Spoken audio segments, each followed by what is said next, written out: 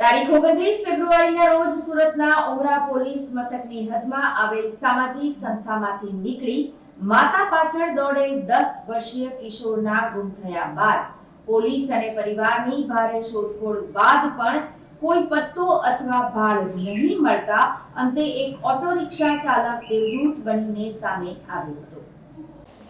રસ્તો ભટકી ગયેલો બાળક ફરતા ફરતા સુરતના સહારા દરવાજા નજીક પહોંચ્યો હતો, જ્યાં માતાને કોલ કરવા કેટલાક રિક્ષાવાળાઓ પાસે મોબાઈલ માંગવા છતાં આપ્યો નહોતો। માતાને મળવાની આશા છોડીને બેઠેલા બાળકે રાતવાસો પણ ફૂટપાથ પર ગુજાર્યો હતો, જ્યાં સવારે 11 વાગ્યાની આસપાસ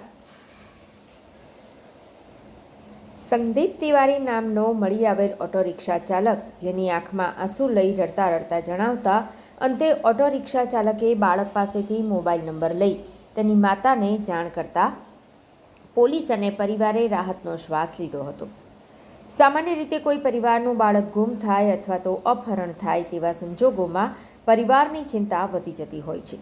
તેવામાં પોલીસ સિવાય પરિવારને કોઈ સહારો દેખાતો નથી, પરંતુ સુરતમાં બનેલી આ પ્રકારની ઘટનામાં એક ઓટો રિક્ષા ચાલક ગુમ બાળક માટે દેવદૂત બનીને સામે આવ્યો।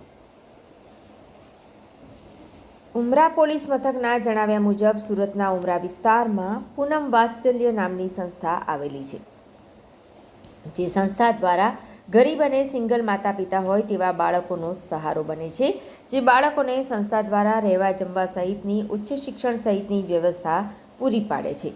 જે દરમિયાન સુરતના કડોદરા ખાતે રહેતા શ્રમજીવી અને ગરીબ વર્ગના બંને બાળકોને અહીં આવેલ સંસ્થામાં આશરો આપવામાં આવ્યો છે। કડોદરાની એક સોસાયટીમાં રહેતા અને મૂળ મધ્યપ્રદેશના વતની ભગવાન દીન શાહુને સંતાનમાં એક 7 વર્ષનો દીકરો રાજ અને 10 વર્ષનો દીકરો શિવા છે। વર્ષ 2017માં ભગવાન દીન શાહનું અવસાન થતાં બંને બાળકોની સંપૂર્ણ જવાબદારી માતા સરોજકુમારી પર આવી પડી હતી। હેમખેમ રીતે મજૂરી કામ કરી સરોજકુમારી બંને બાળકોનું ભરણપોષણ કરતી હતી। આ દરમિયાન સરોજકુમારીએ બંને બાળકોને સુરતના ઉમરા વિસ્તારમાં આવેલ પૂનમ વાત્સલ્ય નામની સામાજિક સંસ્થામાં મૂકવાનો નિર્ણય કર્યો, જે બાદ આ બંને બાળકોને અહીં આવેલી સંસ્થામાં મૂકવામાં આવતા રહેવા જમવા સહિત શિક્ષણની સુવિધા પૂરી પાડવામાં આવતી હતી। જોકે 2 મહિના પહેલા સરોજકુમારી આ બંને બાળકોને લઈ પોતાના વતન મધ્યપ્રદેશ ખાતે ગઈ હતી।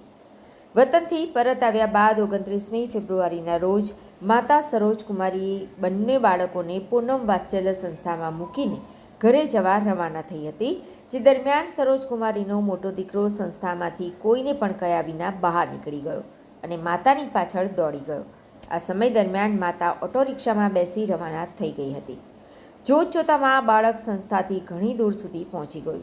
દરમિયાન સંસ્થામાં બાળકની ગેરહાજરી મળી આવતા સંસ્થા દ્વારા ભારે શોધખોળ કરવામાં આવી હતી, પરંતુ કોઈ ભાળ ન મળતા તેની માતાનો ટેલિફોનિક સંપર્ક સાધવામાં આવ્યો હતો, પરંતુ બાળક ઘરે આવ્યું જ ના હોવાથી માતાની ચિંતામાં પણ વધારો થયો હતો, જેથી તાત્કાલિક ધોરણે આ મામલે ઉમરા પોલીસનો સંપર્ક કરાયો હતો। 29મી ફેબ્રુઆરીના રોજ ગુમ થયેલા આ બાળકને લઈને ઉમરા પોલીસ દ્વારા તાત્કાલિક ધોરણે અપહરણનો ગુનો દાખલ કરી તપાસ શરૂ કરવામાં આવી હતી। 29 ફેબ્રુઆરી 2024ના રોજ સાંજના 5:30ની આસપાસ ઉમરા ખાતે આવેલ વાત્સલ્યપુરમ નામની હોસ્ટેલમાંથી એક 10 વર્ષનો કિશોર ગુમ થયા અંગેની ફરિયાદ ઉમરા પોલીસ સ્ટેશનમાં એક બહેને આપેલી, જેના અનુસંધાને ગંભીરતા જોઈ અને ઉમરા પોલીસ સ્ટેશનના અધિકારીઓએ IPC 363 મુજબનો ગુનો દાખલ કરેલો અને તાત્કાલિક આજુબાજુના CCTV ફૂટેજ મેળવી અને આ કિશોર બાળકની ભાળ મેળવવા માટેના પ્રયત્નો આદરવામાં આવેલા। દરમિયાન આ કિશોર છે એ સહારા દરવાજા ખાતેથી એક રિક્ષાવાળા ભાઈને કિશોર મળી આવતા એણે થોડી સમજદારી દેખાવી અને એ બાળકની પૂછપરછ કરી અને બાળકનો મધરનો નંબર લીધેલો અને એના મધરને ફોન કરી અને એમના બાળક બાબતની જાણકારી આપેલી, જેથી આ બાળકને શોધી શકાયેલ છે। આ જે રિક્ષાવાળા ભાઈ છે સંદીપભાઈ તિવારી નાઓ એક જાગૃત નાગરિક તરીકેની ફરજ અદા કરી અને એક કિશોર વયના બાળકને મોટી દુર્ઘટના થતાં બચાવેલો છે। તે માટે સુરત શહેર પોલીસ તરફથી અમે તેમનું સન્માન કરેલું છે અને મીડિયાના મિત્રો દ્વારા અમે એટલું જાહેર કરવા માંગીએ છીએ કે આવું કોઈપણ નાનું બાળક જો બિનવારસી કે એકલું મળી આવે તો તાત્કાલિક એનો સંપર્ક કરી અને નજીકના પોલીસ સ્ટેશનમાં સોંપી અથવા તો કંટ્રોલ રૂમમાં 100 નંબર ઉપર ફોન કરીને અથવા તો એ બાળકની પાસેથી એના કોઈ સગા સંબંધીઓના નંબર મળી આવે તો તાત્કાલિક એમનો સંપર્ક કરી અને બાળકને એના વાલીઓ સુધી પહોંચાડી શકાય તેવી અમે નમ્ર વિનંતી કરીએ છીએ। चलो, आपका परिचय। संदीप तिवारी सर। किस तरह बच्चा को मिला था, फिर आपने क्या किया आगे? सारा दरवाजा मेन पॉइंट पे मैं खड़ा था, मैं कड़ोदरा का पैसेंजर भर रहा था। ये बच्चे के आजू बाजू में बहुत सारे आदमी थे। बच्चा सबसे मदद मांग रहा था, हमको मोबाइल चाहिए, मम्मी से बात करना है। कोई भाई मोबाइल नहीं दिया। उसके बाद बच्चा रो रहा था, मेरे पास आया, बोला अंकल जी हमको मोबाइल चाहिए, मम्मी से बात करना है। उसके बाद मैं पूछा उसको कि नंबर याद है, बोला हाँ नंबर याद है। फिर मैं उससे मोबाइल नंबर पूछ के डायल किया और मम्मी को फ़ोन लगा के फिर बच्चे से बात कराया। उसके बाद जब बच्चे से बात हो गई तो मम्मी बोली कि वो अंकल से बात करवाओ जिसका मोबाइल है। फिर जब हमसे बात की तो हमको बताई कि भैया आपके पास हमारा बच्चा है, बच्चा हमारा गुम गया था, आपको मिला है तो आप बच्चे को हमारे अपने पास में ही रखिए, तब तक मैं आती हूँ। बोले मैं सिविल 4 रास्ते में हूँ, जब तक मैं आना जाऊँ तो बच्चे के पास में ही रहना। मैं पैसेंजर उतार के बच्चे के पास में जाके बैठ गया। पौन घंटा, आधा घंटा, पौन घंटा लगा, मम्मी आई। उसके बाद बच्चे को मम्मी के हवाले किया। कैसा लगा आपको ये काम करके इतना? अब बहुत हर्षोल्लास की तो बात है, खुशी की बात है। अब तो अच्छा ही किया। मैं और अपने सभी रिक्शा वाले भाइयों से और माता और बहनों से यही बोलना चाहता हूँ कि अगर ऐसा कोई बच्चा मिले तो उनको उनके फैमिली तक या नज़दीकी पुलिस स्टेशन में पुलिस को कैसे साथ कर रहा है? मम्मी के थ्रू। ઉમરા પોલીસ દ્વારા બાળકની શોધખોળ કરવા માટે પીપલોદથી લઈ SVNIT કોલેજ સુધીના CCTV ફૂટેજ ખંગોળી નાખવામાં આવ્યા હતા। 40થી 50 જેટલા CCTV ફૂટેજની તપાસ કરવા છતાં બાળકની કોઈ ભાળ મળી નહોતી। માત્ર સંસ્થામાંથી બહાર નીકળી દોડી ગયેલા બાળકના CCTV ફૂટેજ પોલીસને મળ્યા હતા, જેથી બાળકને શોધવો પોલીસ માટે પણ મોટો પડકાર હતો। બાળકની શોધખોળ કરવા માટે ઉમરા પોલીસે 5 જેટલી અલગ અલગ ટીમો બનાવી હતી, જે ટીમો દ્વારા તમામ CCTV ફૂટેજની તપાસ કરવામાં આવી હતી। તો બીજી તરફ બાળક ગુમ થવાના કારણે માતા સરોજ કુમારીની ચિંતા પણ ખૂબ જ વધી હતી।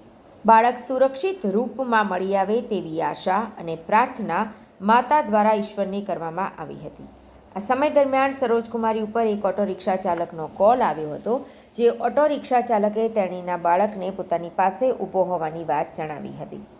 બાળક મળી આવવાના સમાચાર મળતા જ માતાના જીવમાં જીવ આવ્યો હતો, જેથી માતાએ આ ઓટો રિક્ષા ચાલકને બાળકને પોતાની પાસે ઊભો રાખવા જણાવ્યું હતું। ઉમરા પોલીસે પણ માતાને જોડે રાખી તાત્કાલિક સુરતના સહારા દરવાજા ખાતે પહોંચી હતી, જ્યાં ઓટો રિક્ષા ચાલક સંદીપ तिवारी નામનો યુવક પાસેથી બાળકનો કબજો લઈ પરત ઉમરા। सर मैं तो पांडेसराम रहती थी, अभी 1 महीना पहले बारडोली चली गई थी। बच्चे को हॉस्टल में पढ़ाती थी और छुट्टी लेके मैंने गांव गई थी नवंबर में। बच्चे को ले जाने के बाद हमने 10 दिन का छुट्टी लिया। छुट्टी ले जाने के बाद मेरी माँ ने 2 दिसंबर का डेट कर गई, तो हमको आने में लेट हो गया। तब तक मैडम का भी स्कूल का छुट्टियाँ चलने लगी। फिर उसके बाद में मैडम ने कॉल किए, बोले कि शिवा का मम्मी शिवा लोग का लेके आ जाइए, पेपर देने का है। तो मैंने बोला ठीक है मैम आ जाएंगे। फिर उसके बाद में मैम ने हमें 1 तारीख को बुलाया, हमने 29 तारीख को आए। मैम से 12 बजे कॉल किया कि मैम हमने 29 तारीख को शाम को आएंगे, चलेगा कि नहीं चलेगा? बोले चलेगा आ जाओ। फिर उसके बाद में हमने बारडोली से 12 बजे निकले, यहाँ पे 3 बजे आ गए।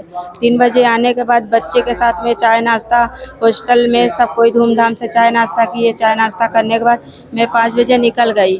फिर उसके बाद में मैं जैसे ही बाहर निकली, तुरंत रिक्शा बुक की, पीछ फिर के भी नहीं देखी, तुरंत रिक्शा बुक की, बारडोली के लिए रवानगी ले ली। जैसे सिविल 4 रास्ते पहुँची, वैसे ही ना हॉस्टल का मैम जो स्टाफ वाली है वर्षा मैम ने मुझे कॉल किया, बोले तुम्हारे बच्चा ने भाग गया हॉस्टल से।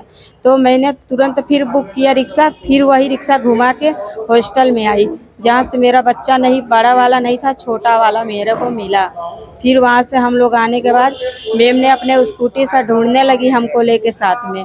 फिर उसके बाद में बच्चे को जब मिलने का नहीं वो दिखाई दिया, हमको ये घबराहट लगेगा कि बच्चे को हमारे कोई गलत आदमी ने पकड़ लिया होगा कि उसको मार के किडनी उटनी निकाल ले। बहुत समस्या चलती थी, मैं उसी में घबराती थी, डरती थी। माता रानी से प्रार्थना करती थी कि मेरा बच्चा जहाँ कहीं हो सलामत रहे, कोई भी के हाथ अच्छे आदमी के पास लगे, बुरे आदमी के पास न लगे।